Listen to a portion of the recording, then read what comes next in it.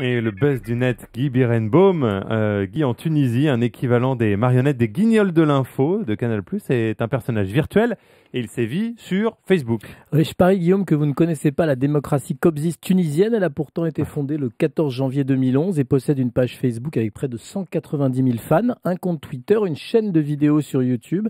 Tout ça rien que pour le capitaine Kobza. Capitaine Kobza doit beaucoup à la révolution tunisienne. L'AFP raconte l'histoire de ce personnage d'animation, une sorte de guignol, comme vous le disiez, un guignol des réseaux qui régale les Tunisiens de ses critiques uniquement sur l'Internet. Donc il a une chéchia sur la tête, une cape dans le dos, le visage masqué, une clope au bec, ce capitaine Kobza qui n'hésite pas à balancer à propos de l'actualité tunisienne. D'où vient ce personnage et surtout qui l'a créé? Alors la belle histoire commence avec l'une des photographies les plus fameuses de la révolution tunisienne. Elle date justement du 14 janvier, le jour de la fuite du président Ben Ali. Sur ce cliché, on voit un homme accroupi qui vise les policiers anti-émeutes sur l'avenue Habib Bourguiba, mais son arme, c'est une baguette de pain.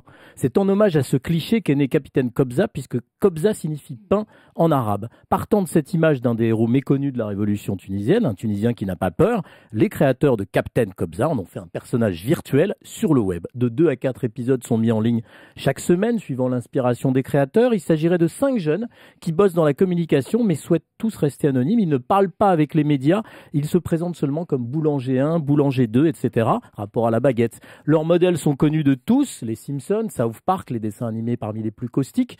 Les cibles de Captain Kobza, les politiques et les médias, notamment les télévisions datant de l'ancien régime Ben Ali, comme la chaîne privée Hannibal TV.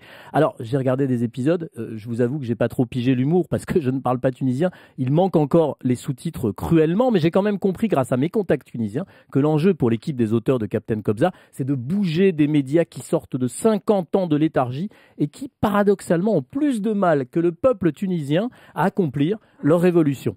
On parle de plus en plus de l'arrivée de ce héros à la télévision. Les auteurs révèlent eux-mêmes qu'ils ont plusieurs propositions de chaînes tunisiennes et arabes, notamment pour la période du Ramadan en août, un moment pendant lequel les Tunisiens regardent encore plus la télévision si c'est possible que d'habitude. Les auteurs promettent que s'ils passent à la télé, ils seront transparents et qu'ils ne vendront jamais le concept. Ils l'affirment haut et fort, Captain Kobza est la propriété de tous les Tunisiens. Espérons que la télévision ne rendra pas le capitaine du web trop lisse et trop consensuel. Merci beaucoup Guy Birenbaum.